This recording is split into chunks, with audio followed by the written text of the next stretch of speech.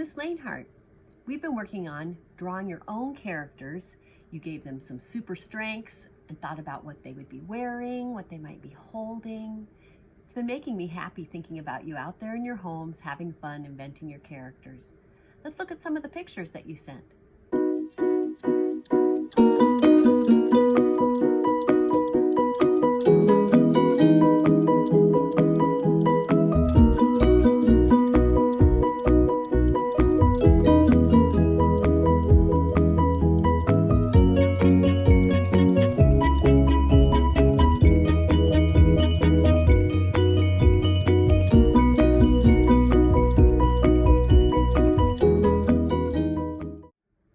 Today we're going to get started drawing comics with your characters.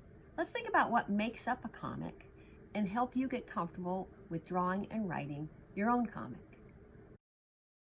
So what exactly is a comic? A comic is a story that's told with pictures and words, and there can be more than one picture on a page, and they're inside those little boxes that we call panels.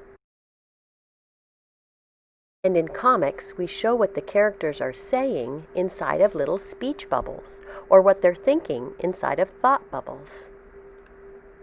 Sometimes the drawing inside of the panel or the little box is just a character with nothing in the background. And sometimes we can see the place where the characters are. We call the place the setting.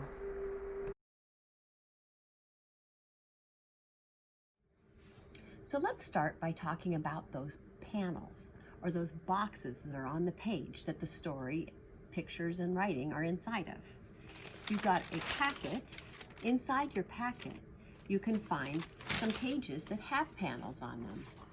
These have been provided to you so that you can draw and write your story inside these panels. But I'm going to show you a way that you can draw your own panels, because you probably are going to want to do a lot more pages than that. You can draw your panels and your cartoons inside your sketchbook, or you can use plain scrap paper that you can find.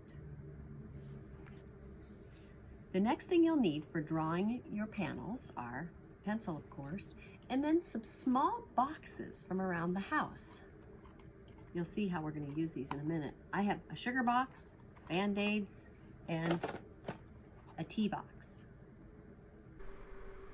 So here's how I'm going to use those boxes to help me draw panels. The boxes are already straight shapes with square edges. So that's going to really help me. I'm going to just draw around them. First, I'm going to sort of set them down and see how they fit together. I'm just going to hold my box down and draw around it.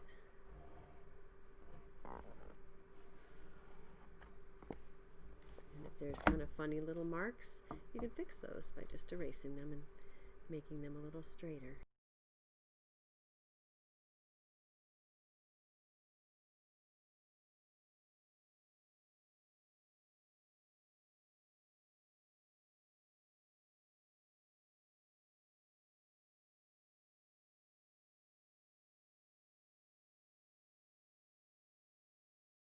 And that's how you can draw your own panels.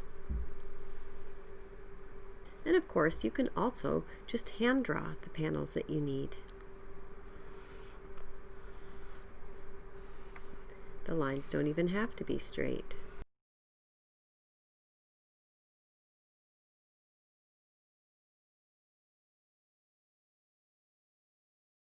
I noticed that in some of your drawings, you're already starting to write what the characters are saying inside of speech bubbles. Maybe you make a character and you say, I want this character to be saying something. So you draw a speech bubble and then you go, oh no, that's so small, I can't fit my writing inside of that. I can't put the words in there. So what you can do instead is you make your character who you want to be doing the talking, but then instead of making the bubble first, do the writing first and make the bubble around it. Let's say I want this character to say, anybody home? And now I'm going to make the speech bubble around the writing. I do the writing first, and then I draw the bubble around it. Start at the bottom, Go around, and then when you come back, leave a little gap right there, a little space, and do a curved line going towards the person doing the talking, and then back up again. And there's your speech bubble. The writing first, then draw the bubble around it. Now, how do you make it look different if the person is thinking something, not saying it out loud, when you do a thought bubble? And one thing I think is kind of cool that I've seen in comics is you don't always have to draw the whole person. You could just draw a face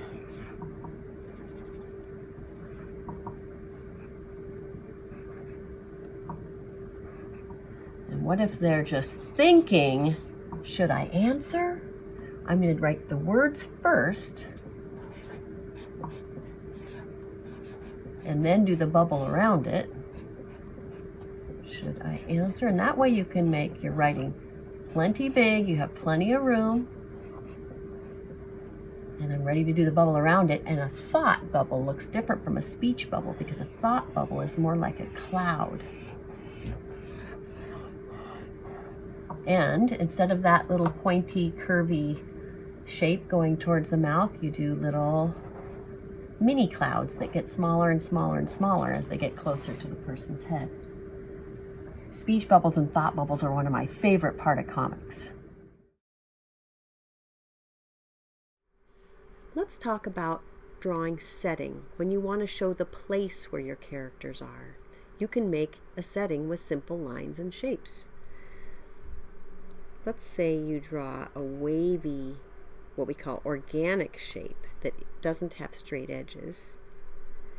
This will give you the feeling that your scene or your setting is outside.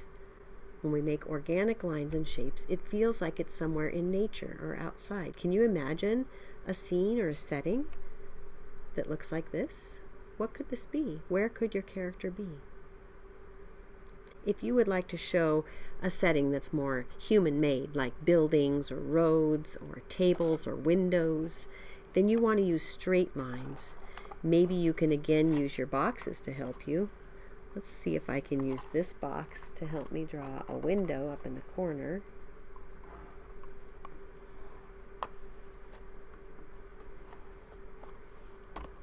And maybe this box can help me draw the floor.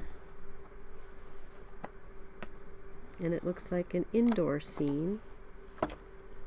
It's just a couple lines and shapes, but because I've made the shapes straight edged, it looks like these things are human made, like a building, a room, or a city. So the kinds of lines and shapes you draw can, in a very simple way, show a setting. Okay, artists, now that we've thought about how we would draw those panels, those boxes on the page that we show our story in, and speech and thought bubbles that show what our characters are thinking or saying, and even some ideas about setting or place and how we can show that with simple lines and shapes. It's now time to dig in and really think of your stories about your superpowered character. To get ready for writing your own story, go back to your drawing of your superpowered character. Spend some more time thinking about your character. Do a step inside where you imagine just for a moment that you are that character. If you were that character, what would you see as you looked around? What are some things you like? What are some things you don't like? What do you care about? What or how would you like to help others? And how could you use your super strength to do that?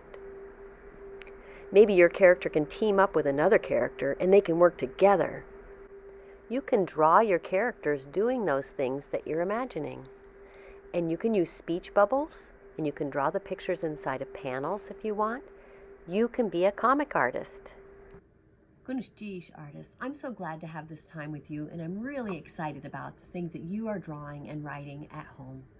I hope I see some more of your stories, and be sure to share them with other people too. Have fun this week, and next week we'll get to see more from Sean McDaniels. He's going to introduce us to his team of Alaskan superheroes, the Denali Avengers. So we'll see you next time.